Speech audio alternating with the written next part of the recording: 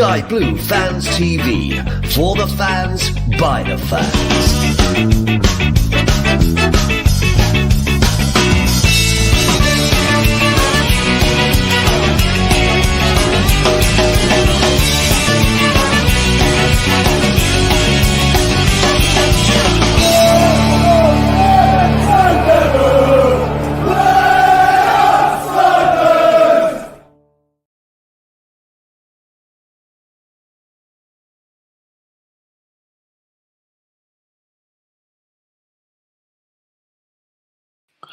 Good evening, everybody. Welcome to another edition of Sky Blue Fans TV. I hope you're not too bored out there with all this non-football. Well, it's certainly non-football as far as England was concerned. The other night, they didn't play very well, did they? And we've got a lack of Coventry City games as well. So that should all change, hopefully, in the next few weeks or so when the friendlies start coming in and the players get back from their summer holidays. So hopefully the transfer market will start moving as well. Tonight we're going to talk. We've got special guest Joe Elliott. We're going to speak to. We've got Claudio. We've got Vicky. We're going to talk Crests. Yeah, Coventry City Crests, which have changed, believe it or not, over the years. Maybe only slightly in some cases, but they have changed over the years. And we're going to talk about them. We're also going to talk. We've got a competition as well to guess the crest. We've got two crests which we are going to display, and you've got to guess who they are, what clubs they belong to, and you can just message in and win yourself a Sky Blue Fans TV mug. Right, let's get it underway then. Let's bring in our normal man on the know, Claudio. Good evening. Good evening. How Good are you? evening. Not too bad. You're not wrong about that England game. It was a shocker, wasn't it? Yeah, I think it's bored. Yeah, it just made us more bored than we are already. Mind you, Italy-Turkey was a shocker, and they're playing in about 15 minutes against Bosnia, so that's going to be a shocker as well, probably. Yeah, I know. So there are nonsense these pre-tournament friendlies, really. It'd be interesting. I think nobody want. It's the same scenario. Nobody wanted to get injured, do they? They just want to get on the plane fully fit and take part in the competition. So they weren't giving it their all, if you like. So I don't think you can read too much into them. Okay, Victoria. Good evening. Evening, Ken. You all right? Yeah, not too bad. How are you? Are you okay? Yeah, good. Thanks. Good stuff. And what you've been doing? You've been keeping yourself busy with no football? Yeah, just doing music instead. I was at the Pet Shop Boys last night. Oh God, yeah, Pet Shop Boys. That's good. I bet that's good, wasn't it? All the hits. Really good. Yeah, really good concert. Yeah. Oh, great. Is that in Birmingham, wasn't it? Yeah. Oh, great. Yeah. I saw them in 1989, the first ever tour they did. And they said, we're only ever going to tour the once. So me and my mate, at 6 o'clock in the morning, went to the NEC and queued up outside. And they've been touring ever since. And we fell for it, hook, line and sinker. Well, yeah, I mean, fair play. They want to probably make a little bit more money, so they're coming back out. Well, they've made plenty of money. It sold out last night. It was a big crowd, so they're doing well still. I do like Pet Shop Boys. I noticed they're on the BBC Radio 2 in the park in Preston as well. Yeah.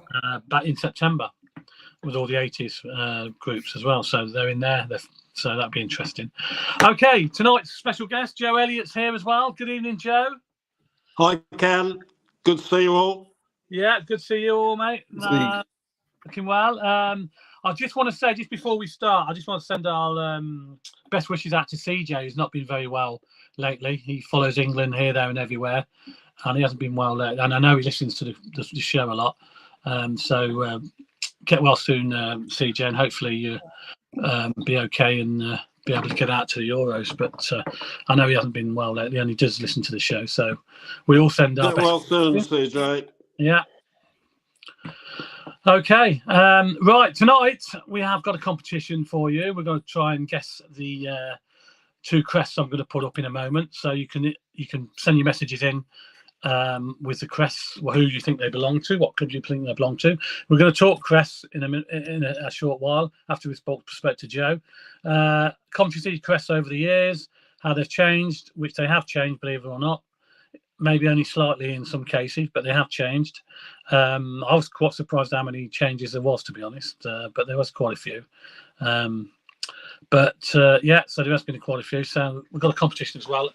And we're going to talk to Joe, obviously, about the George and John statue and stuff as well. So let's just show these crests first. I need to guess this one, who that belongs to. You got to message in, please. Okay, that's one of them. And the other one is there. That's the other one. There's two crests to guess. One might be easier than the other. Get your answers in, and you could win a Sky Blue Fans TV mug. At the end of the show, we'll do a draw to see who's won. There you go. Right. Okay. I'm sorry, Claudia, you were going to do that, and I pressed it. Yeah. And before you go on, I'm just going to push this out. Join us on the 26th of June at the Engine Inn Kenilworth Fixture Release Forum. 3 chip butties arrive at 7, go live at 7:30. I mean, you can arrive early if you want. I mean, drink as much as you want. I will be. I'm getting an Uber that night. You'll be there at 6, won't you? Yes, cleaning the pipes. And I've got the latest episode with Jim Brown, the History Podcast. And it was the during the war years, Coventry City during the war years, 1939, 1945. We haven't got one coming out this week because Jim is going to have a meeting with the club about the archives, so we haven't got time this week.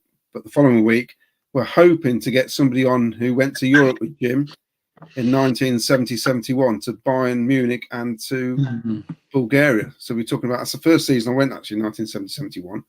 So that should be good. We're talking about Coventry in Europe. There's only a couple of games. It's only a couple of games. I won't get too excited. Well, you never know. It might be back soon. You never know. You never know. You never know. Right. Okay. We're here. Joe's here. And we're going to talk about this. The statue appeal. There's all the, if you haven't donated yet, by the way, there's all the details on screen where you can donate to. It's coming on quite nicely now, and Joe's going to take up the story and see where we are. Where are we then with the statue appeal, Joe? Well, we're very close. We've been collecting since the 4th of January. It's taken a little bit longer, but I think you have to realise that we are talking about a long way in the past with George and John, when the FA Cup, when George was playing, when John was playing.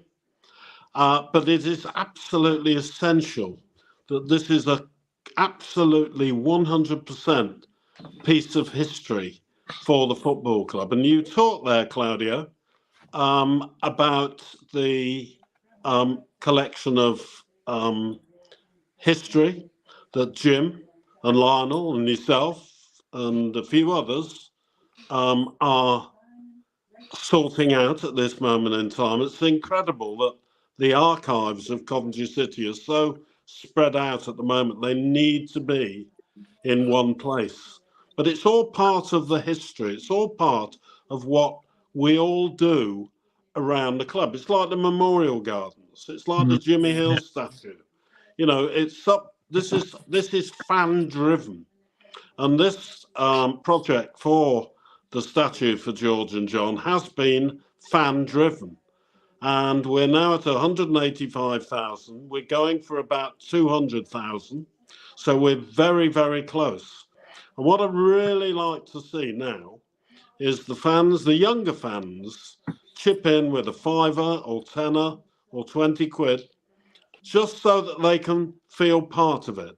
If you've got £500, we're delighted to take £500, and you'll get your name on the plinth as well. So we're doing well. We've had a lot of support. You've probably seen Richard Overson has come in with a big donation. We're going to announce tomorrow that Genesis Employment have come in with 10,000 as well. And I think this is the extent of how people that were really touched, that have got the wherewithal to put in a big donation, have really backed their feelings by supporting this appeal. And I'm delighted that we're getting close. It's being made as we speak. Douglas Jennings is the sculptor. He's been on it since the beginning of January. The club have been very helpful with their support. Douglas is well on with it. The anticipated time of completion will be at the end of this season that's starting in August, we hope. In other words, April or May next year. So it won't take long now. The time will tick by with 46 league games and a few other cup games to keep us amused. But yeah, it's well underway, and we've been overjoyed with the support that we've got so far from businesses and private individuals. And now we're just looking to cross the last hurdle. So however much, however little, you can either donate on GoFundMe, or we have a Sky Blues in the Community account that's collecting money. All the details are on the club's website. If you just go to CCFC and then Statue Appeal, it's on there, or on the piece of paper that you saw, which Ken kindly put up. Yeah, we can put that up again, Claudio, can't we? We'll put it up again now, just in case you haven't got them details, so everybody knows. I say, even if it's a fiver, if everybody, I say, as Miles keeps saying this, but it's true. It's everybody that went to Wembley plays the fiver, then we'll be well on our way, wouldn't we? If everybody went to Wembley, or even a pound, or even a pound, yeah, exactly. You know, so it all mounts up. It does. Just remind us, where's it going to go? Where's it going to be situated? It'll probably go by the Superstore and the players' entrance. And I think that will be good for it to be that side. It gives another focal point to Coventry City fans on match day. It's near the Superstore, so people will see it regularly, probably even more than the Jimmy statue. Yeah. And I would hope that it inspires the players when they see two wonderful guys who did it the hard way, that hopefully will inspire the players of today and tomorrow. Yeah. How did you, Joe? Who decided? Who did you get permission off to put the statue up? Then did you have to go to the arena, or was it the council thing? Yeah, we talked to the football club. They've been very supportive. We talked to Gary Hoffman at the arena, chairman of the arena, and he obviously discussed it, and they're happy now that it is there. There's a bit of groundwork to do. Scott Joyce, the builder, local builder, is going to do the groundwork for us, which is brilliant as a donation. Very generous of him. But there's some work to do to choose exactly where it goes. And when you look at statues, the Jimmy Hill statue attracts a lot of attention around the world. People come to the arena. A lot of people visit arenas all over the world, but they come to Coventry, and Jimmy Hill, I guarantee they'll all have their photograph taken at the Jimmy Hill statue. And I would hope that instead of one photograph, there'll be two. So they'll have one done with Jimmy and one done with George and John, I believe. And, this was all hatched in the Open Arms pub in Charlesmore by Sky Blue Pete and myself, that we should do a statue. Pete After how many pints? A lot of supporters, and he thought I was probably a guy that he would want to work with, and that's how it really started. So it's a fan's idea. So I'd love to see the GoFundMe site full of fivers, tenors, and 20s to get us there. It's long overdue as well, isn't it, really? I think so. I think it helps build the history of the club. We've got something to show. And as I say, with the archives, with the Memorial Gardens with the very strong former players, London Supporters Club, Diamond Club. You know, the club is the club weathered the storm in the early days of Sisu very well, because we got a lot of very good infrastructure built by the fans around the club. Yeah, having seen the archives of the week, it is ridiculous. There's just so much stuff. And Jim and Lionel have been, I mean, they've been cataloguing stuff for weeks and months now. And I gave them a hand for just a few hours, and we don't touch the surface. There's literally so much stuff there. It's ridiculous. It's a massive job, and there's a lot more.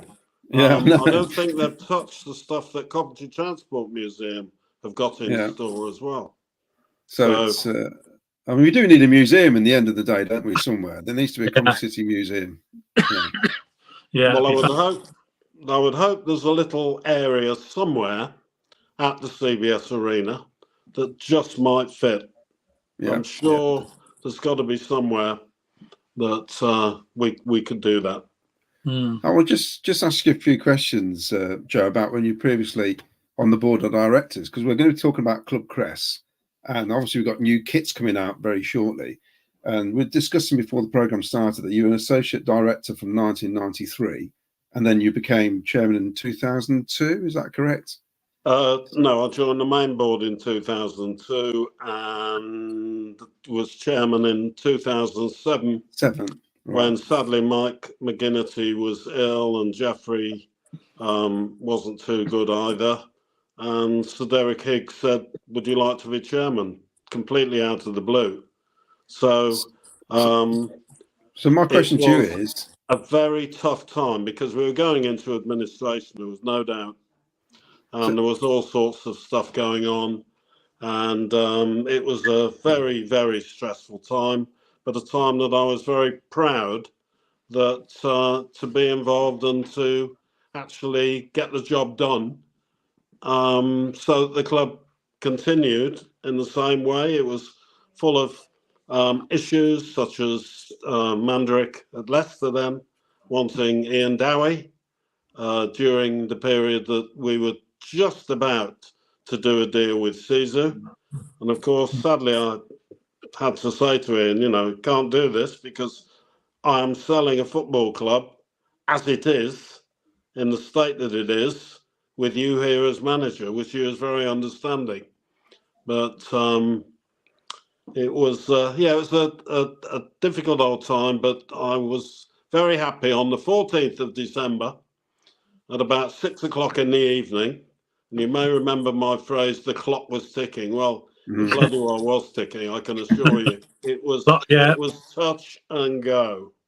So my question to you is then, how much involvement do the board have then when there's a new design for a kit and change of badges and as such? Because we've had some shockers, especially with kits, and I reckon you were there and we had some shockers as well. So did you put some input in?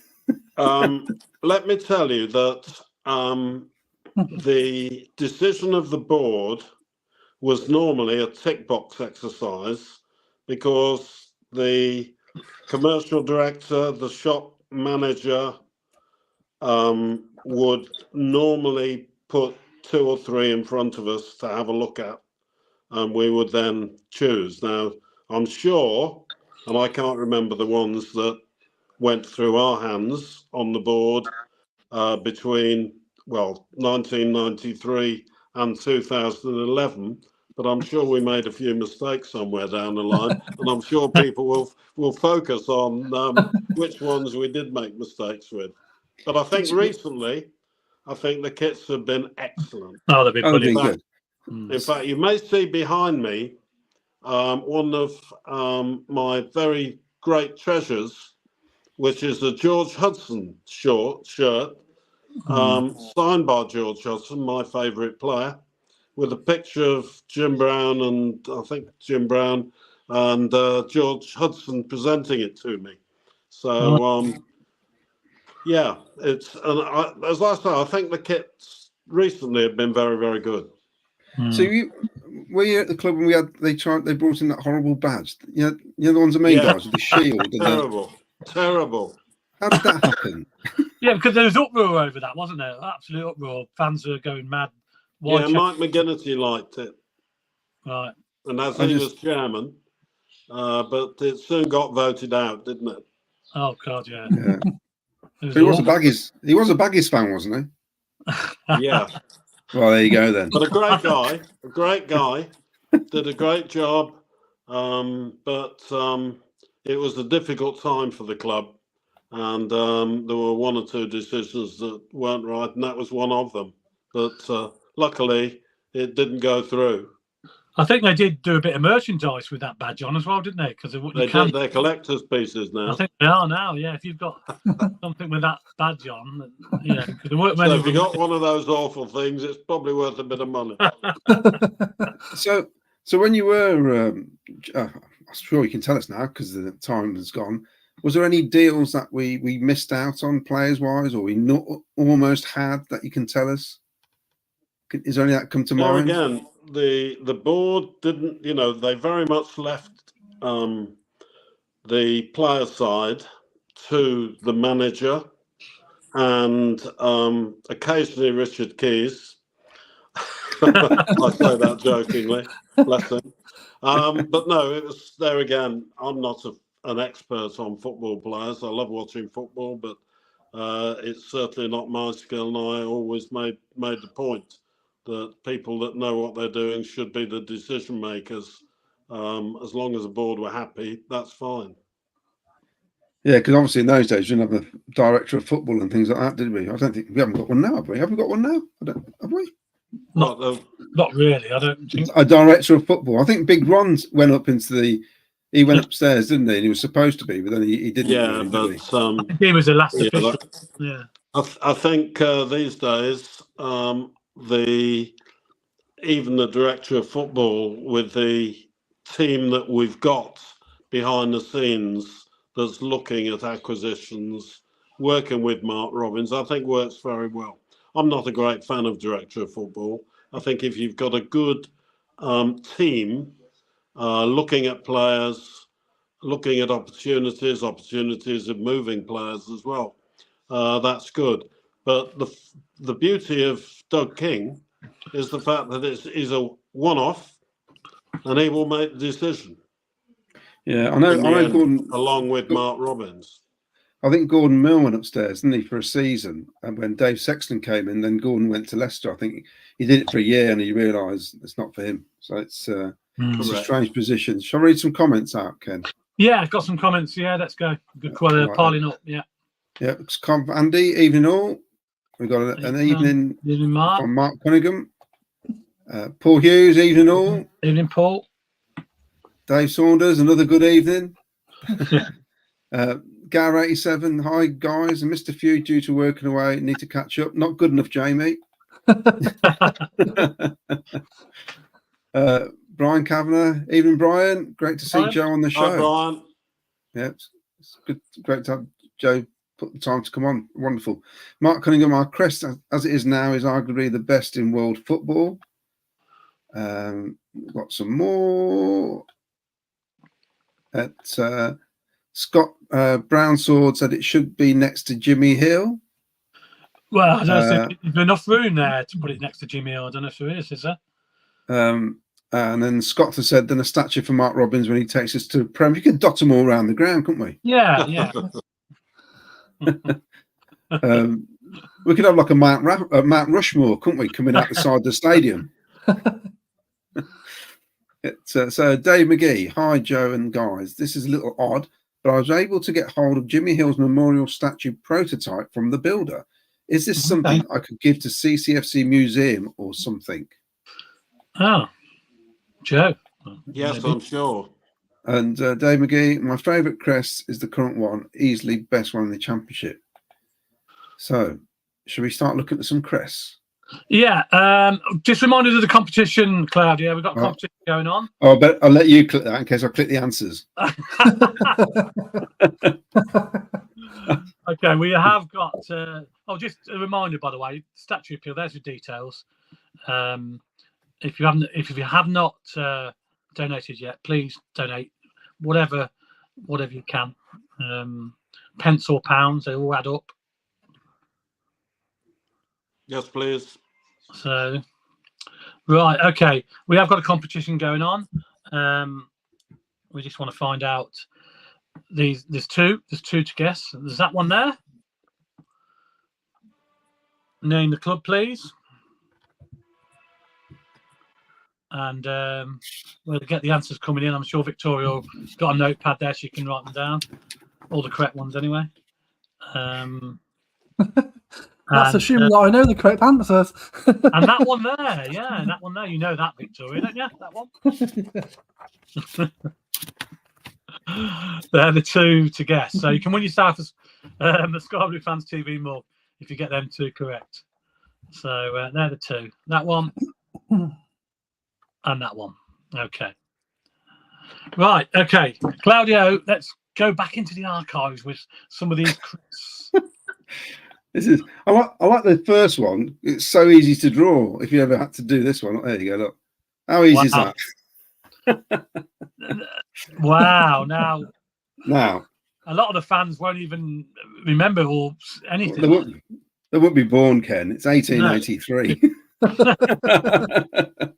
So obviously the first one is Singers FC. So yeah. And I'll just read a little bit out because I asked Jim Brown to give me some little ditties, and he has done. So thanks to Jim and that, and also we've got stuff from the Cov Telegraph as well. So Coventry City FC played at Dalesfield off Binley Road from the formation Singers FC by workers at the Singers Bicycle Works in 1883. They moved to the They moved to the property enclosed Stoke Road in 1887 for a further 12 years. The pitch was between Wren Street and Swan Street. Those who are local probably know where that is, just south of the current ground, as in like Highfield Road, obviously, when this was written. They were renamed Coventry City in 1898 in the hope of becoming the area's prime side and an attempt to take on the major clubs. Highfield Road opened in time in 1899-1900 season. Arguably, the first reported colours were black and red. It was all black with a bit of red. You've probably seen them on the mugs and the some posters, being the corporate colours of the Singer firm. Sky Blue was introduced in 1889. The city used to be a major good producer of coloured materials, especially sky blue. There's an old expression, as true as the Coventry blue, apparently. Red and green, the civic colours, were worn for a short spell during 1922-23 and the 23-24 season. We'll come to that badge a bit later on. This outfit saw relegation to the third division and the return to the light blue and white stripes of 1913. They did not change fortune until 1936 when Coventry City were back in Division 2. This feat inspired another change of strip, this time to royal blue shirts with a broad white centre stripe and white sleeves. So that badge there, obviously, is it's just a big S on the shirt. And then we've got the Bantams one, which was actually late 50s. And that's been in the back of some of the shirts, hasn't it? The Hummel shirts. Yes, which everybody thought was the Spurs cockle. Yeah. So, yeah, they were wrong. Bantams. No, definitely wrong. So I don't know what you think to those. Interesting. Does look like a Tottenham badge, doesn't it? The more you look at it, you think, oh, God, that's Tottenham. But yeah, you know, very basic, basically, aren't they? Basic. Well, yeah. I mean, they were known as the Bantams, arguably from it was to do with the way the team played, actually.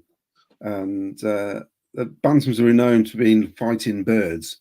Bantams were suggested and stuck with the press and supporters. This was around about 1908, so it goes way back. And then it all changed when Jimmy Hill turned up in 62. Yeah.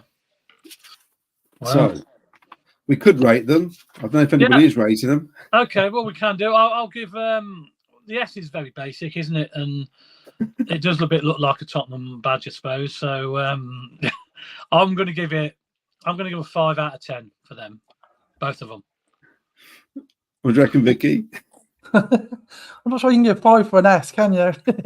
Well, just because it's maybe 4 for that. And the bantams, I mean, I quite like the story behind that, and it's decent enough for its time, I think, isn't it? So maybe like 7 for that. 7. Okay. What do you think, Joe? I mean, the bantam one's a nice badge, actually. Yeah. So, would you have recommended that back in the day as chairman, Joe? The bantam badge? Probably yes. Although I must admit that I'm not too aware what bantams look like, but if that is, it's not the best picture. But yeah, I think it was apt. The beauty of the badge these days is it's got everything on. It's obviously part of the City of Coventry badge as well, which I like. Yeah. It's got the strength of an elephant. It's got the castle. It's got a very nice scrolly type top and bottom. I think the badge these days is brilliant. Oh, it is definitely. Got some Feel comments. proud to wear the badge. Yes. What would you rate on that, Claudia? Well, only 1 for the S. I mean, just because they spelt it right. Why don't they have why don't they embroider a bicycle on it or something? Well, there's nothing on there that symbols. It's Coventry, is it? Really? Well, see, it was Singers. It was or the factory. You think you'd have the actual bicycle or something. Could be anything. Yes, yeah. But it'd probably been a tricycle back in those days, or a penny farthing. So or a bone shake. What are you giving the Tottenham one? I'll give that a 7. Actually, I quite like that. But I've been to a National Trust place near Broadway where the guy, I forgot what the house is called now. Somebody will know. It's just full of junk. He collected stuff from all around the world, and it's just absolutely rammed with everything. And the upstairs, he's got a collection of bicycles from that era, from the late 1800s. Yeah. You would not want to get on one. I don't know how they rode them. No suspension. And I said to my wife, the wheels look like the same wheels they use on the coaches, because that was the design. And they were coach wheels on a bike. No rubber, obviously, just metal. Just as a point, Coventry Transport Museum has got the largest collection of cycles in the world. Oh, have they? There you go. Then. All right, okay. It's a great collection. And if it's bigger than this, well, it must be huge, because this bloke, I've never seen so many bikes. They're rammed in this room. But you wouldn't want to get on one. Okay. What's the next one? Well, Covandy gives it a 3 and a 7. All right. Mark a 2 and a 1, and Graham a 1 and a 3. Now we're moving on to the next one. I'll just now these got a lot of clicking here. You bear with me. Right. Now these are interesting. I'll just get rid of those. Can somebody get the comments off? Ken, can you get Graham's comments off for me, please? Yeah. Now this is interesting because the one with everything on it almost. I'm not sure if it's on a shirt. But what's interesting I'll show you in a minute. In 1977, there's a guy who lived on a barge in Warwick, and he painted a stone for me with the cough kit on one side and the badge on the other. Now the other badge is actually from, I've written it down here, 2011, 2012. It appeared on the programs I've written it down here, in 1960s, but not on the shirts. So it was used. So that's interesting. So it was obviously brought back for that season for a reason, and I can't remember. So if anybody can remember, that'd be great. It's actually, I quite like that badge actually. Yeah. Let me just I'll just take this off and show you this thing I've got in my hand. All right, here we go. So can you see that? Yeah. Can you see the way he's done the legs, which is similar to that one we just seen? Right. On the back, this is all hand painted. Look at that. Okay. Amazing, isn't it? Yeah. I've had that since I was 11. Yeah. I should have. Yeah. No, that other badge in that clip that you just put on, that's been used in a shirt, hasn't it? That was in a shirt. That was in what shirt was that on? Not a few years ago. They used that. I'm not sure because I can't find one with it on. So I'm not sure. I reckon it was used on supporters badges. Maybe I'm not sure. I don't know if Joe can remember it. No, I can't. I must admit. One shirt had it on. I can't remember which one it was. It's the fact they both got legs. Yeah. The Griffin and the Eagle of Learfrick. They've both got. But I do like them. I reckon they're great. I do like those. I mean, for me, they're a big eight. Both of them 8 out of 10 for me. Yeah. Ken? Yeah. I'm How many for you? Well, for me, I'm going to go. I'll agree with probably about both of them 8 each. 8, definitely for me.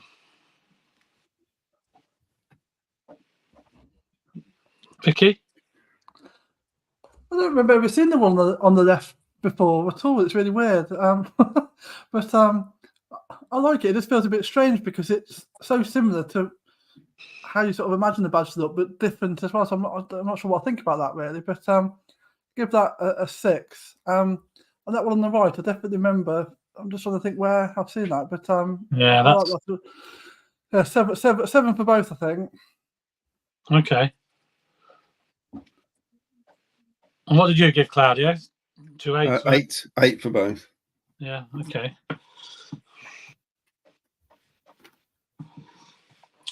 Okay.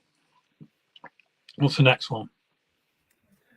Joe, do you want to give a mark out of 10 for them? Do you like them?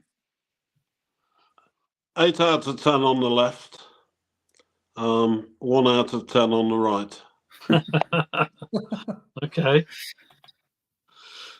We're getting an insight to Joe and his tick boxing exercise when he was chairman. Got some comments. Oh, I've got to get these in order now, haven't I? So, I'm afraid kits and crests are a bit like if you let too many people, it's a committee choosing curtains. It never works. Yeah. And I think you've got to leave it to people that are responsible to come up with the final designs to then choose. Yeah. And really, I mean, because those days, you go back a bit where, especially 70s and 80s, it was seasons, the kits used to last about 3 seasons, didn't they? They didn't change a lot. And then it changed in the 90s. I mean, now it's every year. So if you get it wrong, you get it wrong for a year, don't you? Yeah. And it's easily changed, isn't it? And it's soon forgotten. So it's not so bad. But if you're stuck with something like the chocolate kit, which I loved years back, but we had that for 3 seasons. So, we were stuck with it. So we got Graham has given it a 9 and a 5. Dave Saunders 7 and 1. We've got a message from Webby Sports Roundup, competition #1 fan in sunny Tenerife. Webby Sports Roundup. Yeah, evening, Webby. We have Mark Cunningham a 9 and a 7. Go down the list. Covandi 7 and 8. And Webby Sports Roundup. Webby loves them all. I've done Webby. Yes. 9 each. Now these getting through these quite quickly. This is here is interesting. Now I've been searching for these, and now the one on the left is a supporters club badge, which has been used by several supporters clubs, I think. Obviously Coventry City ones, and yet again there's a similar take on that one we just seen. Yeah. Which, I mean, these are obviously badges that are used. I don't know. I don't think that was ever on a shirt. So I think this is basically designs that have come up and probably not been used. But and also it's got the same bird on both sides looking at, hasn't it? You've noticed that on the right hand side. Oh, yeah. Yes, it has. Yeah. Yeah, so that's a 0. That's a 0 for me. Then they got that wrong. Just noticed that. And I'll give a 6 for the other one. I quite like the one on the left. The one on the left does sort of feel like a sort of supporters club, sort of fans type idea. I quite like that for that reason. Also, just going back to that badge that we looked at a minute ago on the right, just quickly Google that while we were chatting, and it says that apparently that was on the club home shirt in the 2011 2012 season. So that's the shirt. It's the 11-12 season. Yeah, the one with the round neck, wasn't it? Yeah, just that one season, and only the home shirt apparently. Mm. So does that be 50 years when Jimmy Hill came to the club? Maybe Could be. Yeah. Yeah. And it said it was meant to be a historically accurate, like tribute type of thing. But weirdly, we never had a badge on the shirt till he left the club. I didn't know. Right? No, we didn't. You sort of forget about these things, don't you? Like a lot of clubs. I mean, if you played for Man United, you could have played for anybody in red. Swindon, they just wore a red shirt with a white collar and cuffs and no badges on. Forest were the same. Then all of a sudden they came out. I can remember Forest used to have virtually the town hall badge on their shirt at one stage. It was massive. I think Newcastle was similar. And then badges disappeared. They came out. They went out of fashion, and then they came back again. So it's weird, isn't it? And Leeds United used to. Do you remember that LU they used to have, Joe? Do you remember that? Yeah. Leeds United. LUSC, weren't it? Very basic. Yeah. You just had L and a U, and that was it. Because they used to have a peacock for years. So it's strange how badges do change for clubs. And for me, Bournemouth, I think that's a rubbish one, isn't it? It's just got a silhouette of a woman's face. I mean, what's all that about? It don't make sense, does it? Right. So, what did I say? I said a 0 and an 8, didn't I? I think I said 0 and a 6, didn't you? Oh, 0 and a 6. Yeah. I'll give a. I like this one on the left, so I think an 8 and a 6. I think for me, 8 and a 6. Yeah, I like the one on the left. I'd give that 7. I'm not keen on the one on the right. So 4 for that. 7-4. I could tell Joe's not keen. Do you like these, Joe? I don't think you like these, do you? I'll go 5 and 5, I think. 5 and 5. Okay.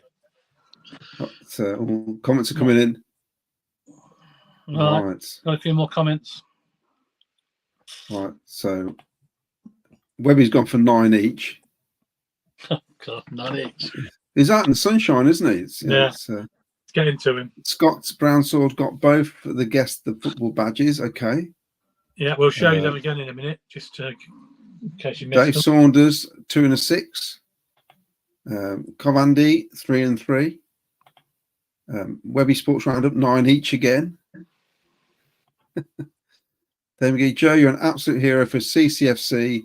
Thanks for everything and great to have you on the show. Okay. Cheers, thank you.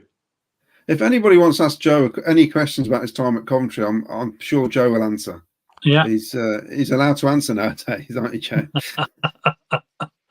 It had its ups and it had its downs, but we're still here as a club, and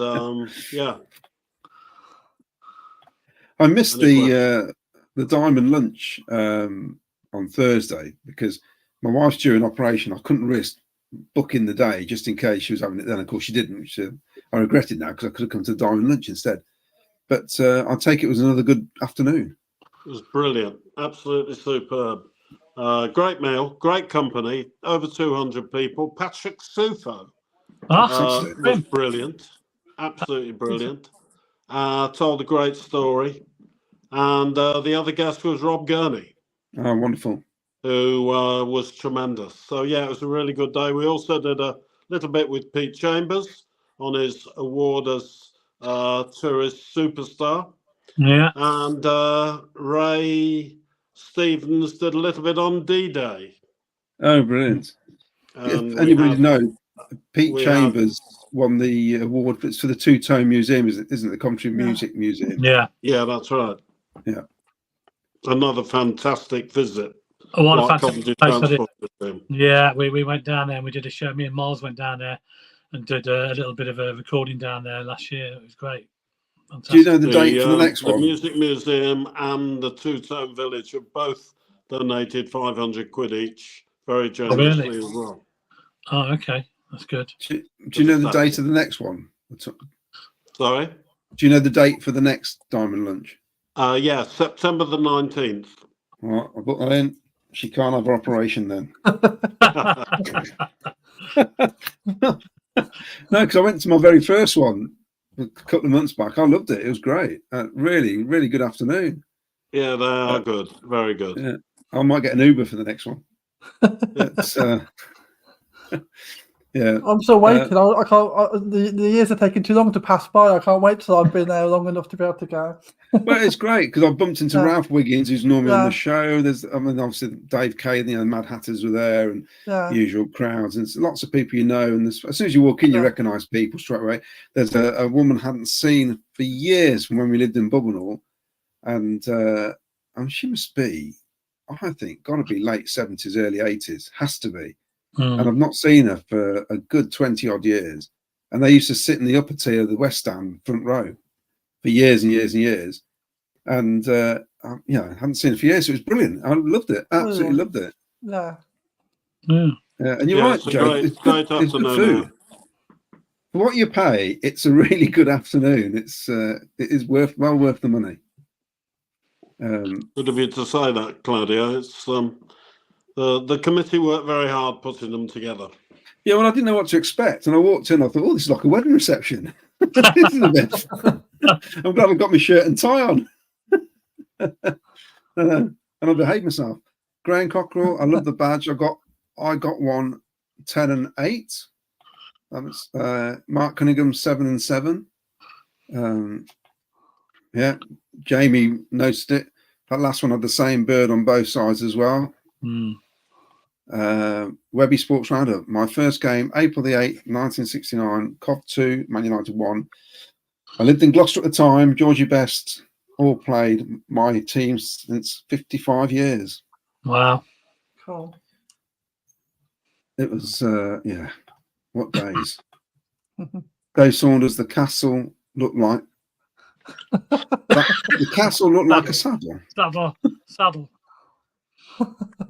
Talking about George Best, I used to do the testimonials for some of the players, and we had George Best twice. I think it was once for Lloyd McGrath, and the other time for Jake Finlay, possibly, or Kirk Stephen, can't remember. But he was an absolute gem. You know, he was perfect to work with, and was just great value. Yeah, I think with George, the memories people. I mean, I saw him briefly play because I was a bit too young, but I know I did see him play. But for a lot of people, the memories they have of him are the final years, and especially that was it on Wogan where he was absolutely just drunk, wasn't he? Laddered, yeah. Yeah, and it's a shame because it's a bit like Gaza, isn't it? You know, I mean. Yeah, it's let's remember these players for the sort of pleasure they gave you on the pitch. You know, everyone has troubled lives, don't they? You know, we're not all. Everyone's got problems, and unfortunately, a drink is a terrible addiction, and it's hard. You know, and but I just think of the pleasure. You know, like players like those gave us on the pitch. Absolute mavericks, brilliant. I met Frank Worthington. Joe, a few years ago in Meriden. Sorry? Frank Worthington. Right. Yeah. And he was sat in the bar and he got tracksuits on. And I said to my wife, I said, "Oh, that's Frank Worthington." She hadn't got a clue. And I said, "That's Frank Worthington. He scored possibly one of the best goals I've ever seen. When he did that thing where he flicked it over his head, turned around and shot. I think it's he was playing for Bolton at the time. And she said, "Well, go and talk to him." So I went over to him a bit, it's only this was probably about 3 or 4 years before he passed away. And I said, "You scored one of the best goals I've ever seen." And next thing you know, he's got me in the middle of the bar being the defender, and he's Frank Worthington. And we've got people in the pub, and he's demonstrating exactly what he did in the middle of the pub. And it's fantastic. I loved it. And he was saying, "Who was it against?" I couldn't remember who it was against. He went, come on. And he was like quizzing me. I thought, "Oh, God, I wish I hadn't started now." But he's brilliant. And he came alive. He just wanted to talk about football. And then, sadly, a few months later, it said he'd got dementia. And it was just the onset of it then. I think it's like things like that trigger memories, don't they? And it's almost like he came alive when he started talking about football. But yeah, and he was another maverick, wasn't he? He was a right old, a bit of a one, I think they used to call him. Got a message from Dave McGee. Do you guys know what our current badge means? It has a lot of meanings, something to be proud of. Yeah, well, I've got it written down here. I'm gonna. Miles goes away on holiday. He gives me homework. He's sitting here now in a bar watching this, probably having a right old laugh. Oh he? Yeah, you can guarantee it. Yeah, he goes, I'm going away. We'll do Crest. Well, I'll wait till next time when I go away. I'll do, Let me just remind them of the competition, Claudio. Yeah. In case anybody wants to see these again. I need to know whose badge that is, please. I knew you said then. Sorry. And that one there, please. It's those two. Get your answers in, please, and then we'll put them in. Anybody got the same? We'll put them in a draw at the end of the show, and we'll give the winner a Sky Blue Fans TV mug. How about that? Right. Well, more mix-ups. Right? And the one on the left, I have on a mug from the 80s. That's interesting. And then Scott Brownsword says, "Do you think we'll smash last season ticket sales?" What do you think, Joe? Do you think we'll surpass the 20,000 mark? I don't know. I mean, how are they? Have you heard how they're going, Joe? Ticket sales? I haven't. I've seen the speculation. Yeah. I think there will be a number of people that don't renew because possibly the evening games for people out of town, it was difficult for them last season, and it might be more difficult this season. However, I believe there's going to be a big uptake in new season ticket holders. So I would think the number could break 20,000. Be brilliant if it does. Yeah. Although, of course, from the finance side, there's nothing like match day tickets at 35, 36, 37 pounds for helping the finances. Yeah. But the regular income that season ticket gives you is very useful. I mean, when you were in charge, was there a limit to the amount of season ticket holders the club can sell? I mean, can you sell the whole ground? You have to leave some match day tickets available. Is that right? Well, when I was chairman and during the time, we never really had a problem with limited. No, back then there was plenty available. Would have been a very nice problem. Yeah, but yeah, I'm not too sure. Yeah. This is new. Yeah, of recent years. Obviously, I didn't know whether there was a rule where they've got to have some available for match day people, so they can't sell the whole ground as season tickets. I don't know if there is a rule. I'm not too sure whether there is a rule. I think clubs like Tottenham, Liverpool, Man United, I'm sure they are virtually sold out. Yeah, so they may keep a couple of thousand back. I think they keep the percentage free that you have to give away for a cup game free in seats, because if you've got, or say we sell out in behind the goal now, when it comes to the cup game, we might have to give 4,000 tickets, so those 2,000 have to go and sit somewhere else. That's right. So they need to be able to move to. So it wouldn't surprise me that you can only probably sell maybe 27,000 maximum. Yeah, I'd say I'd put a cap on 25, maybe. I don't know, 25. Because you got to be able to move fans. As you can't not buy a season ticket and then be told, "Oh, we've got to give your seat to an away fan, and you can't sit in the ground." Yeah, so, I'd be happy if we got 20. Yeah, 20,000. That's a good base for a good crowd. Yeah, it is wonderful, isn't it? Now though, just to have people up there, that's. Of all shapes and sizes. I really don't care if they've only just come for the last 5 minutes or they've been there 100 years. Yeah, I just want to see COF fans at the ground. Well, it just makes such a difference to the match day. With 30,000 plus in, it was amazing. Yeah. And some people have to start somewhere. We all started at match 0, didn't we?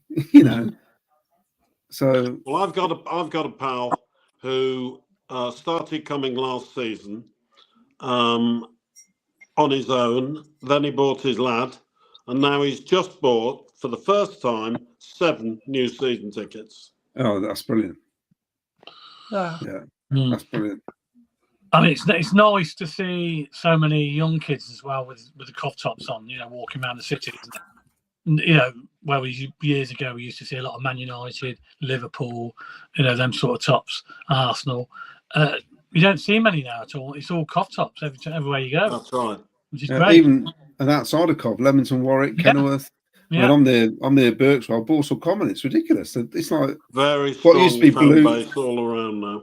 Yeah, what used to be predominantly Blues and Villa, there's quite a few people now with cop tops on it. So and of course the youngsters are loving it because we've been to Wembley so many times lately. They just take it for granted that we go to Wembley, but it's not that easy. Is it? We all know we have to wait long enough. But the youngsters got a bit of luck, haven't they? They've been to Wembley a few times. that was a good question from Scott. That's a really good question.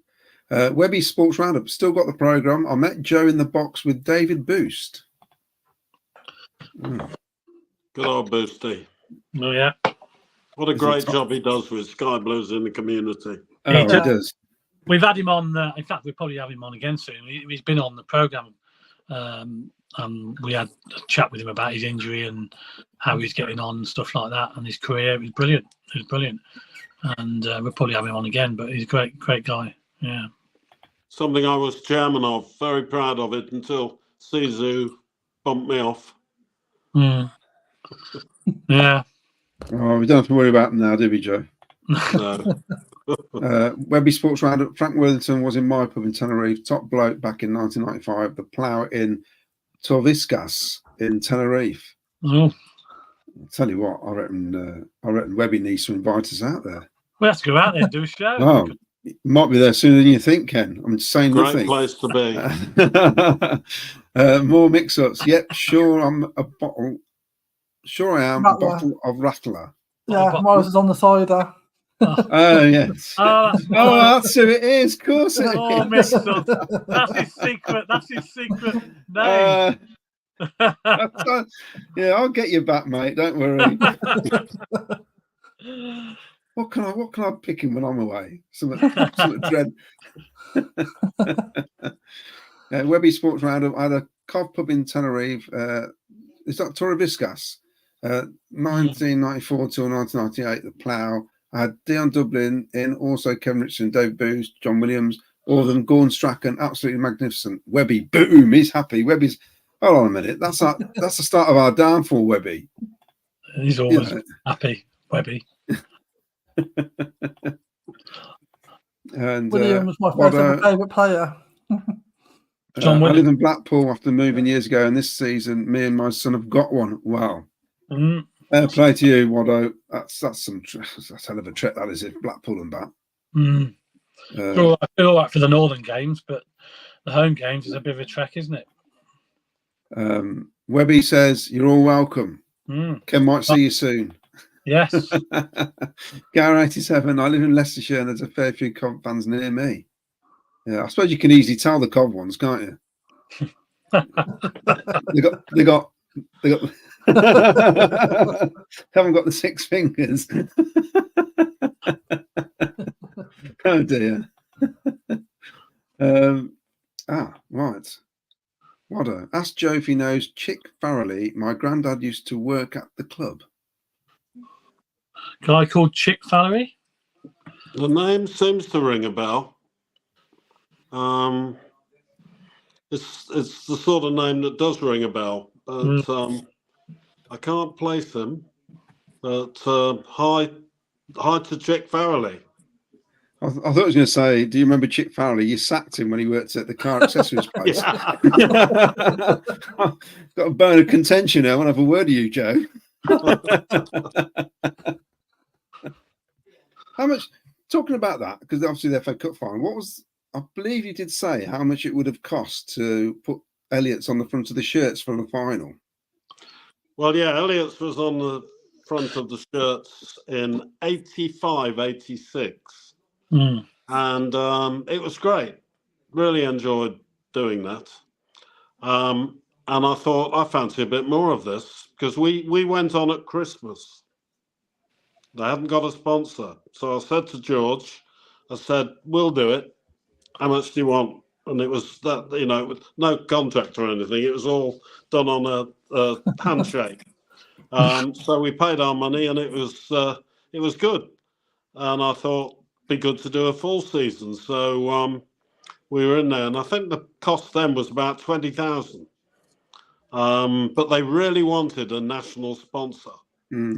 But I'd have gone to 20,000. But what I hadn't done, and obviously I would have checked it out, but I hadn't looked at the small print. And the small print, which quite honestly would never ever happen, that Coventry City would get to the cup final. There was an additional cost of £250,000, which would probably have put a bit of strain on our sales for spark plugs. Yeah. So yeah, it cost Granada Bingo quite a bit of money. I think your marriage, never mind your spark plugs. Explain that one away. Yeah. Yeah, Granada Bingo come up with the money, didn't they, in the end? Granada That's Bingo. right, yeah.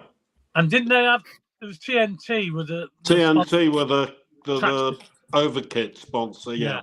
Yeah, so they maximised the income there, didn't they, as much as they could. Yeah. But they only sponsored for a season, didn't they? They weren't on the shirts the year after. They're on the shirts the season after the FA Cup, but then the following year, that was it, wasn't it? Yeah. I think. They weren't on the shirts very long, were they? No, they weren't.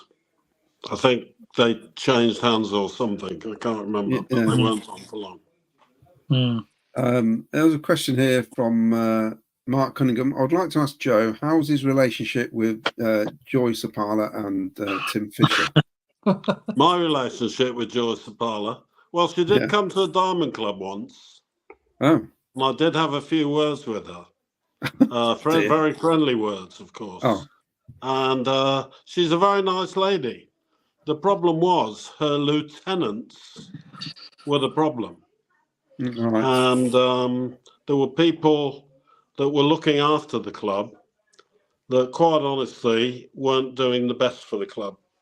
But we won't go into that. But she was a very pleasant lady, and it was really at the level below her that started getting confrontational and causing a lot of the problems with the fans. And was she aware? Okay. Was she aware of that, Joe?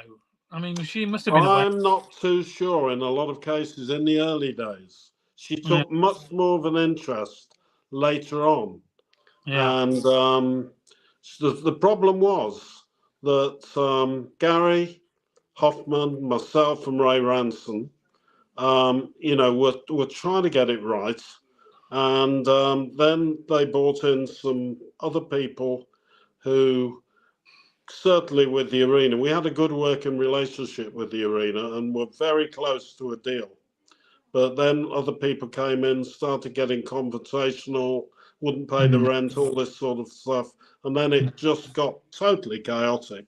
So, you could dial a sub though. Sorry? So we could dial a sub. Do you remember the dial a sub? Who was it? It was the That was the guy. That was the American. Yeah. Yeah. Unbelievable. I forget his name. Mind you, so I watched is it Brigatore who's at QPR, the chairman, the owner of QPR? When what's his name was in charge? Oh, the Sheffield Bernie guy. Eccleston used to be on that board as well. Who's the manager? Warnock was there, wasn't he, at QPR? Warnock was there, yeah. And he got them promoted, didn't he? And he was in the the director's box, and I've seen the documentary, and he's trying to text down to the manager, to Neil Warnock, and tell him to make a substitution. You need to get your subs on.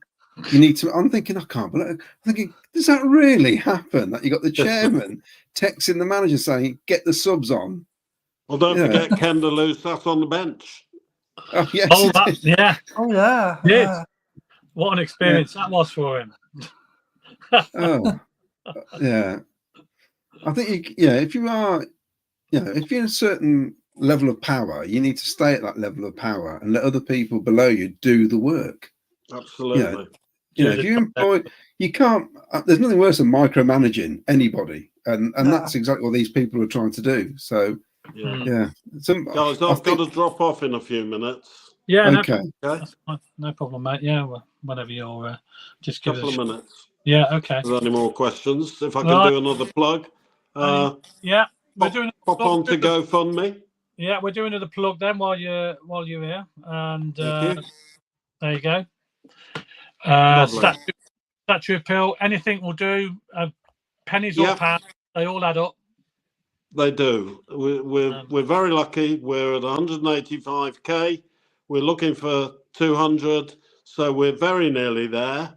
But if you could just put a few bob in, it would be great. It's very easy to do on GoFundMe, and we're going to get there. So thank you to everybody that's donated so far, and it's been very successful. So thank you. Yeah. Okay. So what's the time scale now then, Joe? If once you get all the money in, what sort of time would it be? It's going to be. We anticipate it being unveiled in April or May next year. Right. Okay. Yeah. If you remember, we did Jimmy's. I think it was in June, possibly. Yeah. I know it was a nice day. On a non-match day, and we had a tremendous turn up of people come along. Yeah. Whether we do it on a match day or a non-match day, my own view is probably non-match day. Yeah. There's so much going on in the match day, and people have got their routine. Yeah. We'll worry about that when it happens. But Yeah. we're certainly making great progress. Right. Okay. That's fantastic. Okay. Look, we'll let you go then, Joe. Thanks very much for coming on. Thanks for giving us your time. Thank you. Thank you, guys. Great to see you all. Appreciate it. Thank you. Bye-bye. Cheers, Bye. mate. Thank you. Bye. Bye now.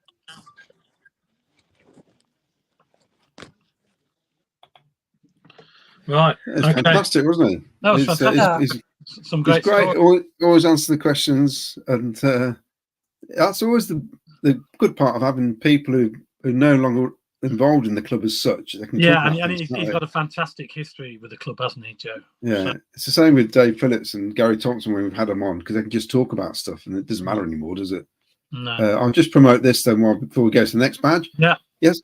Join us on the 26th of June at the Engine Inn, Kenilworth Fixture Release Forum. Free chip butties. Arrive at 7 p.m. or earlier if you wish, and go live at 7:30.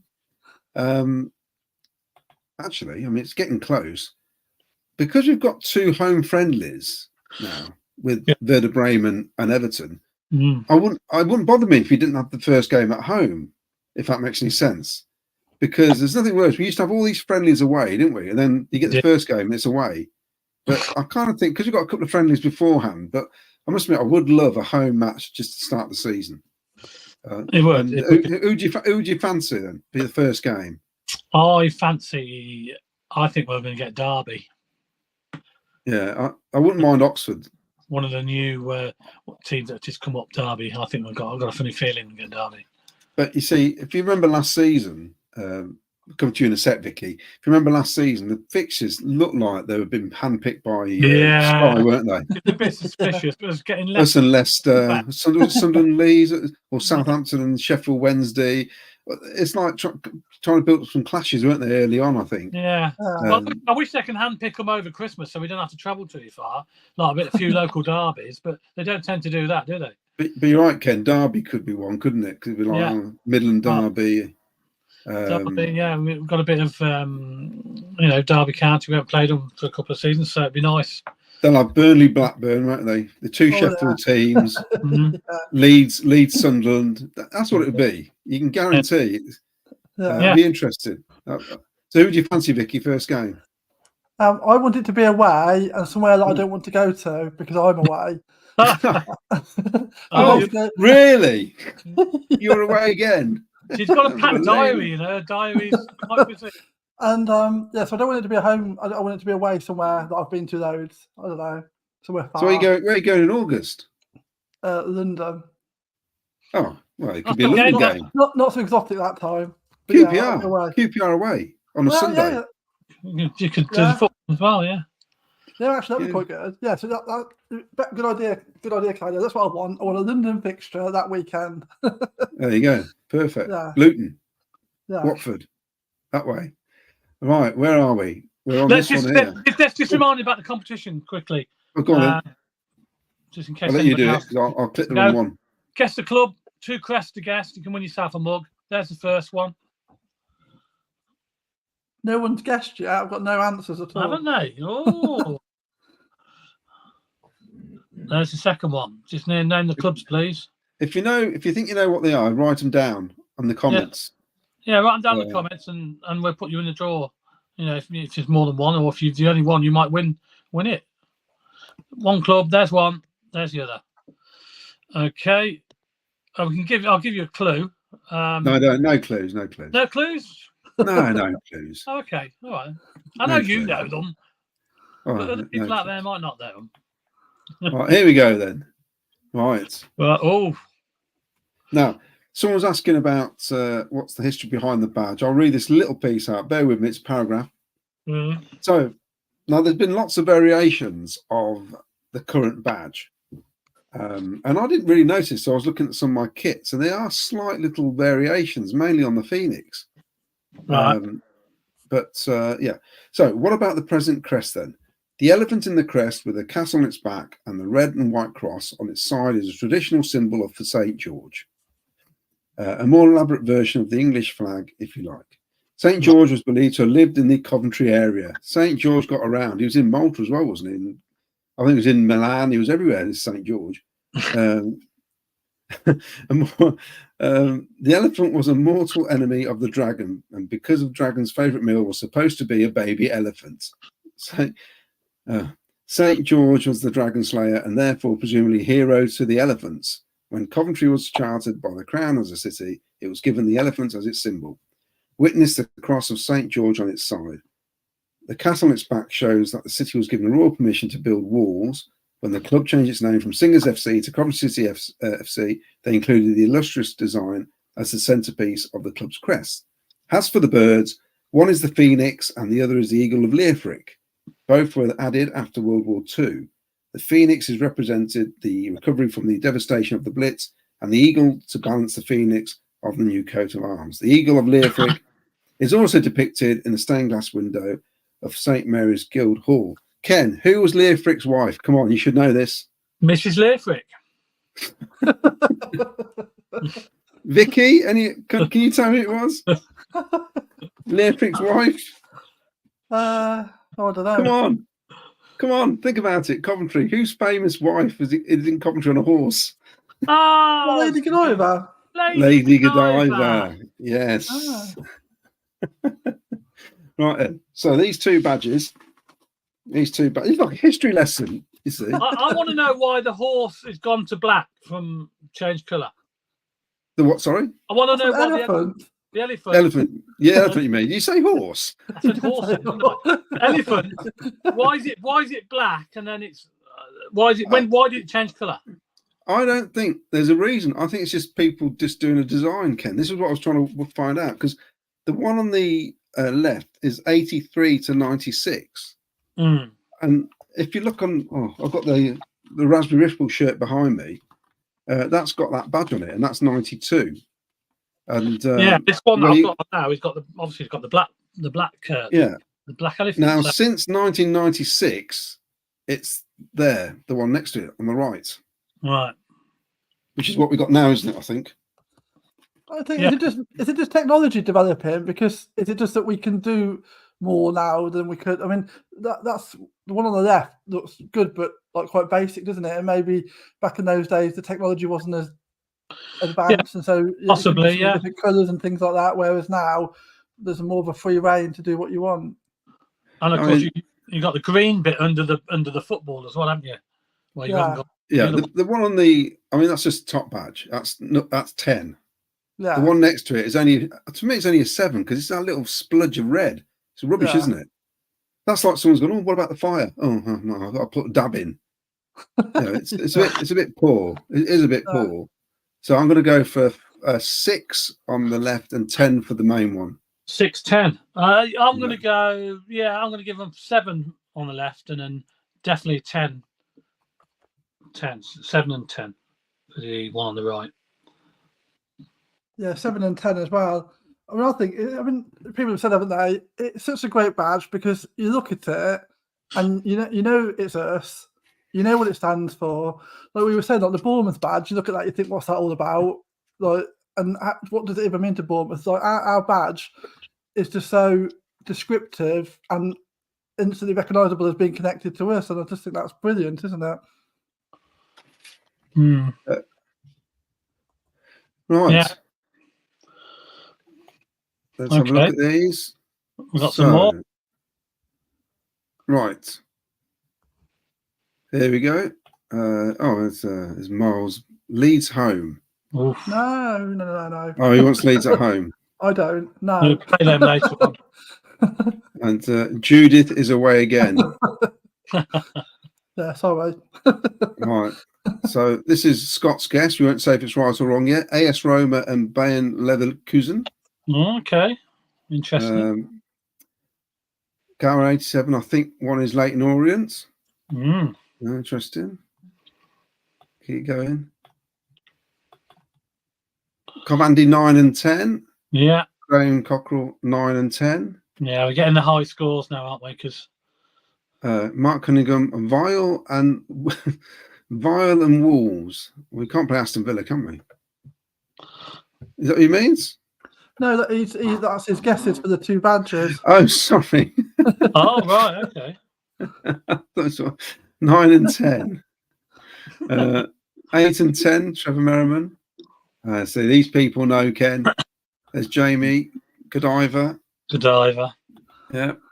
Dave Saunders, Lady Godiva. Craig Tully's gone for AS Roma and Leighton Orient. Ooh. Dave Saunders, no green grass now. No, there is no green grass. The green grass has been taken away in this one I've got. More mix-up. Really, Ken and Vicky didn't know his wife. No, I didn't. Don't worry, mate. We'll get our own back when you come back. Don't worry. Well, I did get it right. I said Mrs. So it's Mrs. For Hughes, Roma and Orient. No, the one on the left was on the shirts. The one on the left was on 87, 88. Yeah, well, it was from 87. But I said from 83 to 96. Yeah, so that just includes 87. Yeah, you keep drinking the cider. Yeah, that covers that period. You are correct. Yeah. Audio. Dave Saunders 6 and 10, and Paul Hughes 5 and 10. God, he drives a hard bargain when he's not here as well. It's terrible, isn't he? I thought I'd have a night off from him. So, where are we now then? Oh, that's it. Oh, I'll get these up now. Right. I mean, we won't mention that he forgot to put 2 up. Yeah, we won't mention that. We have to go and do it afterwards. Never mind. We'll show that one at the end. We'll show that one at the end, the one that he forgot to put in, yeah. Right, these are interesting. So the 125-year one, obviously, 125 years from 1883. Yeah. And obviously the one next to it, which is classic, isn't it? Yeah. So the one now, that's the one we got now, which is since 2017, believe it or not. So it's only recently that they've gone to that, right? Which I didn't notice. So I think because there are subtle changes, you don't. But I do like the red flames in with the yellow. That's but it's a cracking badge. It is. I mean, I've seen it on other social medias, that forums where they vote who's the best badge, and we come out on top. Yeah, by far. A lot of the time. Fantastic badge. Really. But I'm happy if it's just the bit in the middle. You know what I mean? I just love the castle and the elephant and the football. Which it used to be, didn't it? When it first. Yeah. So for me, that's a massive 10. Yeah. Yeah, definitely 10 for me, and probably 10. 9 for the other one. Simply because it's a 125-year one. It's a special one, wasn't it? But why couldn't they have kept the football? Make it look like a gold football or something. I don't know. They could have, yeah. I suppose they could have. Vicky, what do you reckon? Yeah, 10s, I think. 10 all round? Yeah, 10 around. Okay. I mean, the current badge is just brilliant. Yeah. What are you giving for the 125-year one, Claudia? 9, just a 9. 9. Okay. Okay. The Leamington and Warwick Supporters Club have got a new badge for next season. I've seen the design. We've gone for a 2-tone. Oh, are they? Cool. Yeah, we've written 2-tone on the bottom as well. Looks nice. really good. Does look really good. So if you do join, £20 to join the Leamington Warwick Supporters Group, and that should be good. Have they got a lot of new members? Do you know? Yeah, people are starting to join up now. So yeah, they have. Yeah, it's. I mean, they're slowly picking up. I mean, they're a long way off getting anywhere near the numbers Bedworth and Eton have got. But I think the Engine are going to start doing something as well from Kenworth. Right. So we've got supporters clubs popping up everywhere. It's fantastic, isn't it? We've got further afield, obviously the London ones. It's brilliant, and absolutely fantastic. We even got an international one. That's superb. So should we go and we've got comments. Should we get the comments up? Here we go. Right. So I'm presuming this is here we go. So good point from Miles. The club made the badge now to make it easy to print less detail on the latest crest. That's true, isn't it? I suppose it is actually. You take away the little red flames and that, it all makes it yeah. Dave Saunders 9.5 and 10. Covandy 10-10. Paul Hughes 10-10. Where's Paul? Should we guess where Paul is tonight? I'm going for a travel lodge in Ibstock. I think he's at home in his Lancashire retreat. What do you reckon, Vicky? I'll say a Premier Inn in Milton Keynes. I'm going at home. I think he's at home tonight. Where is Ibstock? Is that anywhere? Have I made that up? Is that a place, Ibstock? It is, actually. Is it? Trevor Merriman 9 and 10. Mark Cunningham 10-10. Oh, Brian Cabinet. Sheffield United at home. Oh, Hamer, of course. Oh, yes, that'd be nice. We can sing He's Brazilian. He cost you 15 million. And now you got relegation.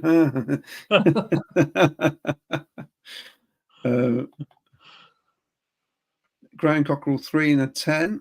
And this is somebody new. Master Tizik. I don't think we've had Master Tizik. Master Tizik. Yeah, with green grass would look better, he reckons. Current with green grass would look better, in my opinion. Interesting. Yeah, they've took the green grass off the badge, haven't they? Yes. So, yeah. Gibbo, in regards to breaking the record season ticket sales, Andy Turner, Coventry Telegraph reports the club will break 20k and it could be as high as 22, 23k. That's extraordinary, isn't it? Yeah, that'd be brilliant.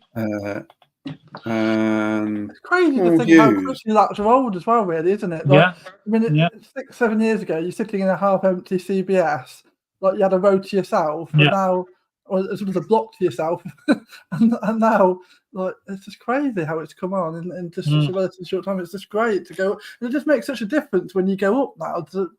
Like, for the ground to be full and for it to be a good atmosphere, and it's just amazing. Well, you could like Luke with his, obviously he's got his, when we were going up regular, and when he was a teenager, and he'd say, "Oh, Dad, can so come and buy us?" You know, and I'd say, "Yeah, no problem," because there's so many seats free, and he'd wander off to Singer's Corner and leave me on my own sometimes. Yeah, you know, and because you could, and you know, I mean, let's face it. I think, to be honest, I think that's where most people end up going at one point in Singer's Corner until they stop people doing it. But now you can't do that. No, I said it'd be interesting because they got safe standing, haven't they, this year? Yeah. So when Keith comes over from Canada, there seems to be one seat behind me free, which I've managed to get him a couple of times, but very rare that it's free. So I reckon it's a father and son they've bought season tickets, and somehow they've left a seat in the middle for somebody else who can go now and then. Yeah. You see, because not many people buy the odd one, do they? Yeah, we've managed to nick it when he's obviously been a bit too slow to get it, basically. And but yeah, it's brilliant. It's absolutely the atmosphere outside the ground with all the bars. Yeah. The eateries and all that. Just the whole build up to match days changed completely, hasn't it? You know. Yeah, and then we kick off, and then no, but it is great, isn't it? It is great. I was Paul, reading Paul Hughes said he is in this Cheshire retreat. Look, Cheshire retreat, London on Tuesday. On Tuesday. Brian reckons Rome. Yeah, Brian's gone for Roma. One of them. The Dave McKee, Greengrasses Singers FC. Gary 7, I'm going to miss a fair few games this season due to work, but still renew my season ticket. Yeah.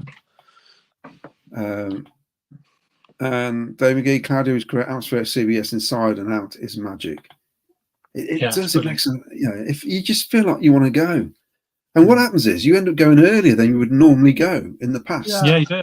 You just want to get up there. You meet loads of people. Yeah.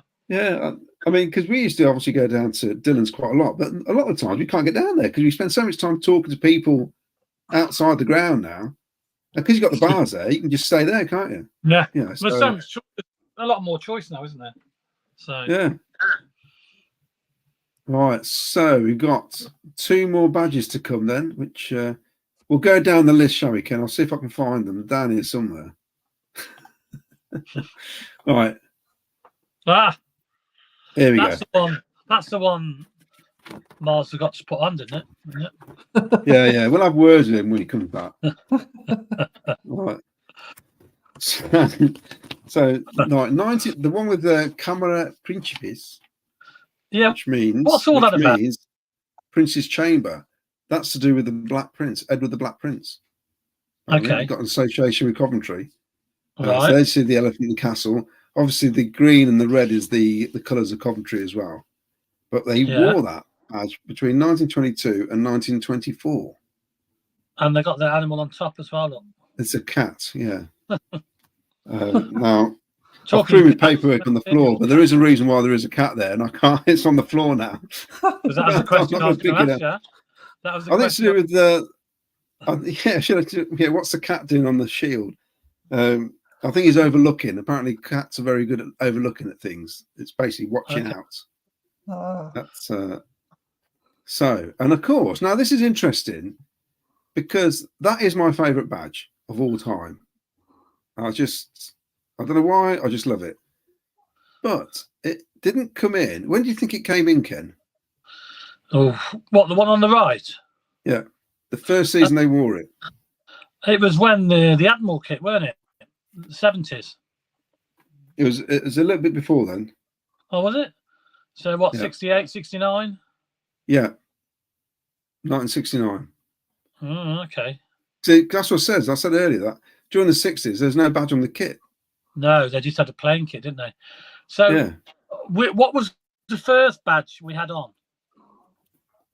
The first badge ever would have been that S on the singers, and then right, the one there, the 1922, which was for a couple of seasons. But a lot of the time, then the Bantams in the 50s, a lot of the time, if you look back at our old kits, they haven't got a badge, like a lot of teams. No, that's right. Just a sky blue top. Sometimes clubs used to have a badge. Sometimes it was like a cup final. You'd have a special embroidered kit with a badge on it and things like that. A lot of clubs did not have badges. Because if you can remember, and you can remember, Ken, when you were a child, and you'd go and, like I said, if you were a Man United fan, you could go and get a Man United shirt from a shop, but it would just be a red shirt, white collar and cuffs. Yeah. Everton would have a royal blue one, and you just knew it was Everton. Yeah. No, it's nothing like it is now. No. But yes, so we had that badge. So we changed it to the full blown thing, basically. Yeah. So for me, that's a I'm big 10. Yeah, I do like it. I'll give that a 10 because I do like it. I like it on the Admiral kit. It looked brilliant on the Admiral kit, didn't it? It's and on the red away kit that never gets mentioned from '74, it was gold on red. I reckon that looks good, having it in gold. But yeah, that's 10 for me for that one. And I quite like that old badge. I mean, it's it looks. I think on the kit, if you'd have been around at the time, it'd look proper, wouldn't it? Yeah. So it's a 10. And what's the other one? 7. I'll go for 7. And it's got my favourite animal on the top of the shield, the cat. So yeah, we haven't seen your cats lately, by the way. They're not allowed in Jessica's room. Oh, okay. Well, not when she's not here. You've changed the studio. You've changed my studio. Yeah, I've gone upstairs. Now I've had the roof fixed. Victoria, I mean, I know you don't like this first one, do you, with the cat on? I'm not sure. It just feels strange, doesn't it? Yeah, it doesn't look like Coventry, does it? I mean, okay, that's it. Not the elephant, yeah, but I mean that's about it. I think it's probably also the sort of badge that looks better on a shirt. Like I think if it was on a shirt, I could probably appreciate it more. But I mean, like you said, it's still got the elephant, like the turrets and that. So maybe 6 for that. But I really like, but I do really like the one on the right. That's a 9 for me. It's only just a bit underneath like the full badge. I'm gonna give probably I'm gonna give a 6 for that as well. 6, and I'll give a 10 for that, the one on the right, because I like that. I think it looks really nice on the. I mean, they've got some of the retro stuff out at the moment with just that badge on, haven't they, in the shop? Yeah. Right. I got me the reason for the cat. Here we go. Then here we go. I got it here. Was it something to do with it? Gower 87 reckons. Where is it? There, look. He reckons it's something to do with Learfrick. Well, this is. I'll read it out, shall I? I'll read this out. The cat is a symbol of watchfulness. This was taken from the belief that the lion slept with its eyes open, ever alert, ever watchful. There may also be some connection in its use in the Coventry Arms with the Black Prince, Edward of Woodstock, who owned part of Coventry. The cat could be found decorating the Prince's great war helm. The Black Prince is also connected with the city legend under the arms, Camera Principes, which means the Prince's chamber. This relates to Coventry itself. The Prince's chamber, the room in St Mary's Hall, which bears the name, has no connection with the Prince and didn't acquire its name until the late 16th century. The complete arms, as it appears today, has the closed helm, which represents a borough and 2 supporters, which date from 1952. These are the Black Eagle of Earl Learfrick and the Phoenix rising from the ashes, representing the city's resurrection after the horrors of war. Oh, right. So, it's amazing, isn't it? That's what there is to know about just Club Crest. Yeah. And then you got Bournemouth with the woman's silhouette. Ridiculous. That was in a competition apparently. They gave it to some guy and he came up with that design. Right, so Dave Saunders has gone for 0 and 100. I think it's of an era, I reckon. You see, Covandy 8 and 12, Trevor Merriman 3 and 10, Crane Cockrell 0 and 1. Oh, okay, great. 0. Scott Brownsword 2 and 8. Love both of these, says Paul Hughes. 8 and 10 from the Admiral kit. All right. More mix-ups. No, I put that slide on there. That's my slide. No, we just put it on. We put it on earlier. Yeah, we put it on. Yeah. Yeah, definitely. He's having another cider. And Mark Cunningham 5 and 7. Dave McGee 5 and 8. And that's Jamie asking about the cat. All right. Dave McGee, if someone cannot make a game, I wonder if CCFC can start an app to contact and make tickets available to keep the stadium full. Now, you see, yeah, I mean, when I went to see Italy and Argentina in the summer, my mate had bought the tickets and he got spare tickets and I wanted to go and he could transfer me his ticket. I think he didn't get it 36 hours before the game. Yeah. And that's when he then could transfer me that ticket on the UEFA app. Right. So I don't know how much it would cost the club to do that, where you've got an app and you just simply transfer your ticket to somebody else via an app, and then they get an email and you just print the ticket off. Yeah, possibly. I mean, that could be a good way of doing it, because it seems, because I can't understand how they're going to bring in basically punishment for people who can't go to a game. That's how I see it now. Who then can't transfer the ticket and then have to go and sit somewhere else and pay more. Surely, why aren't they doing it for the whole ground? Yeah. I don't understand that. That's another question needs to be answered, isn't it? Yeah, because like I said, towards the end of last season, I had about 2 or 3 rows around me with hardly anybody sitting in them, and yet we were getting record crowds. Yeah.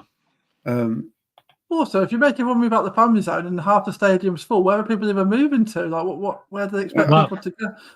I don't think they've thought this through very well at all. That they've overcomplicated what could have been much simpler, I think. Yeah. Go on, Tillian. Not many people know that Coventry was the capital city at one time. Yeah. The red Paul Hughes, the Red Admiral kit was my favourite kit. Saw Cov win away at Leeds in that kit. Barry Power ran the game that day. Interesting trying to get out of Ellen Road. It's interesting now. Was that because Paul Hughes' mum was causing trouble again? Yeah. Well, they had trouble getting away. Yeah. Dave Saunders, I'm with you, Cloudy, the best badge ever. He's not having any of it, is Miles. He said, no, trust me, it wasn't there. It wasn't there. Get back up the bar. Yeah, I could do with the song. I'm going to have a beer after this, actually. And in Plymouth, also Coventry had county status in its own right. Right, I think that is the last of the badges. The last ones? Okay. Well, we'll just remind the people of the competition, and then we'll. I'm just going to take a photo of this and show Miles. Yes, you do that. Well, okay, this is what we were after. That's the first one. That's the second one. We asked you to guess them clubs. Neither were British clubs. But we do have some correct answers, don't we, Vicky? Well, I'm only guessing 2, so it's assuming that I'm right. If I am, then we've got some right answers. Okay. Right. In fact, actually, I think we might only have one completely correct answer. But anyway, we'll see. Right. Okay. I'll reveal the answers then. Yeah. Yeah. First one was AS Roma. Yeah. Italians. And the second one was the Germans. Bayer Leverkusen. See, only Scott Brownswood got Bayer Leverkusen. He's the only one that got that. Quite a few people got Roma, but Scott was the only person to put Bayer Leverkusen. So did Scott get both? Yeah, because he said Roma and Bayer Leverkusen. Yeah. Yeah, I must admit, I said Leighton Orient to start with, didn't I, Ken? So that's for that one. There's a couple of yeah, very similar to Leighton Orient. So okay, Scott's the winner then. Scott, if you send us your details, skybluefanstv@gmail.com, and we'll get a Sky Blue Fans TV mug to you ASAP. Well done, Scott. Well done, Scott, for getting both of them. Now, this week, because I'm not doing a podcast with Jim Brown, normally that would go out during the week, we're going to be back on Thursday, and we're going to have our Euro special, Euro 2024 special, where Italy, the current holders, the current champions of Europe, will be defending their trophy in probably an awful way, because they ain't going to get out of the group. What do you think of your chances? What do you think of your chances of lifting that trophy again? Not a hope. Absolutely not a hope.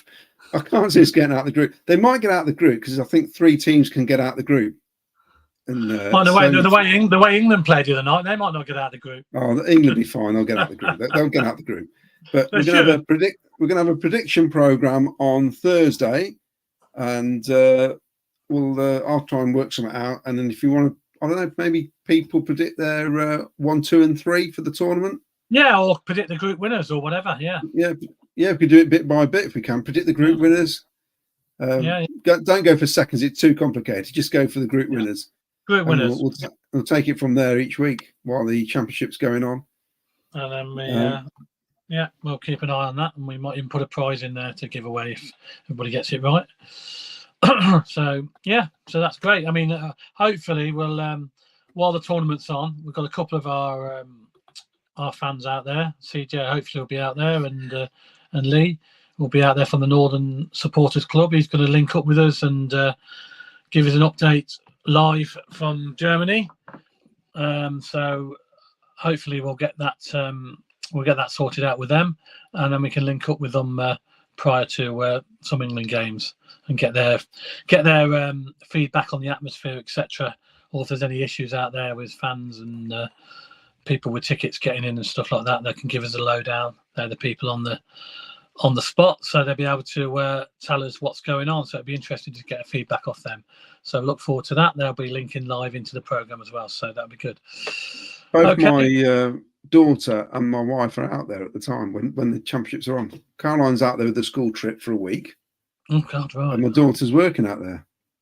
Right. So that'd be interesting, won't it? She was. Well, I'm hopefully going out to Germany, but not later on until later on in when Cov played a friendly out there. So it'll be a bit later, but obviously I will be in Germany at some stage, but only to watch the Sky Blues, unfortunately, not to watch the watch the tournament. But it should be interesting. No, it should be, but I'm already thinking there's quite a few games where, you know what I mean, I might go and do the washing up or something because I don't know, too many teams in it, I think.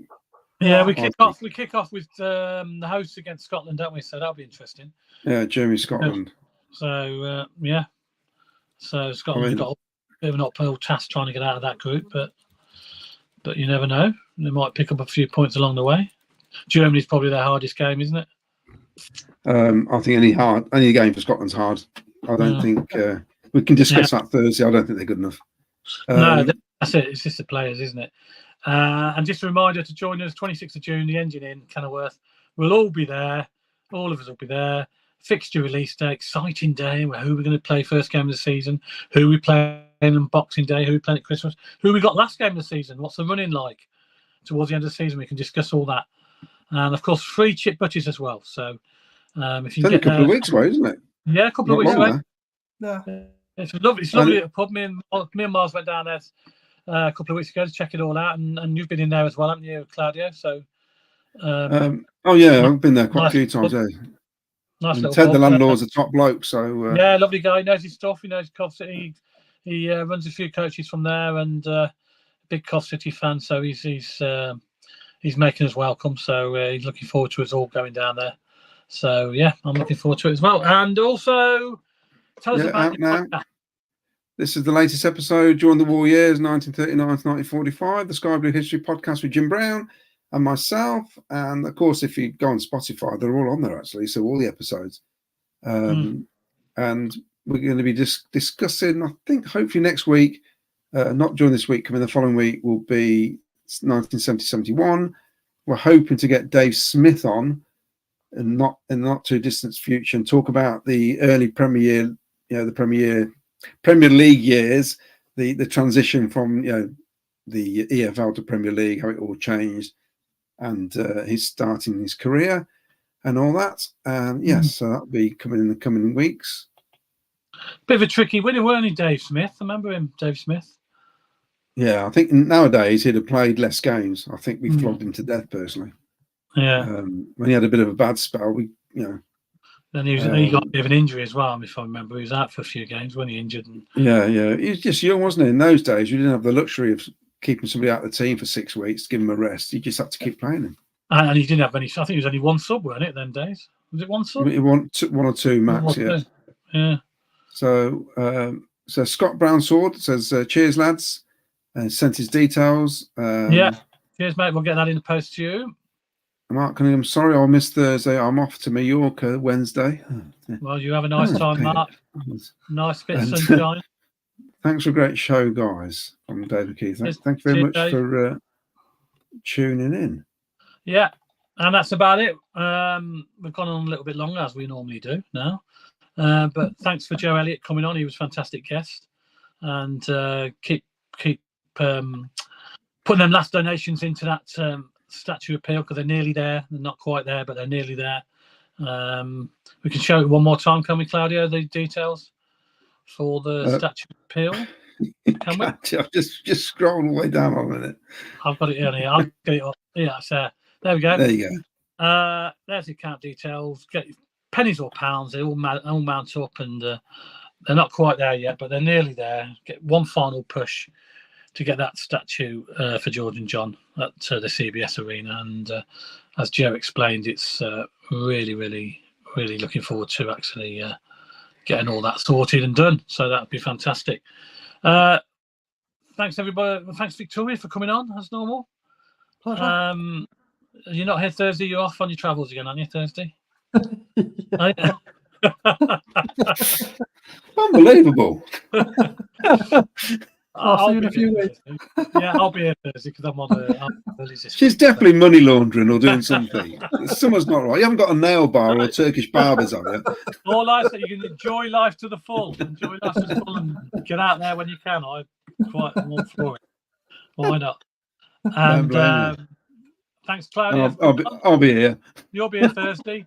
Miles is still on holiday. He won't be back till next week, unfortunately. So he'll be still living up down south. So should be nice weather hopefully next week as well. So can't wait for the friendlies to start, can we? We need the friendlies and a bit of transfer activity. All quiet at the moment. A few rumours going around, but not too much, is there? It'll all start this week, won't it? Yeah, when the players start. End of this week. End of this week, 14th, is it, or 15th, or something like that. So yeah, when the players start coming back from holiday, I think it'll all kick in. Right, that's it then. Thanks very much for listening. Much appreciated, and thanks for all the messages, and thanks for the interest in the competition as well. And well done, Scott. See you on Thursday. Thank you very much. Big Sky Blue Army. Sky Blue Army. Play up, Sky Blues. Good night. Yes, play up, Sky Blues.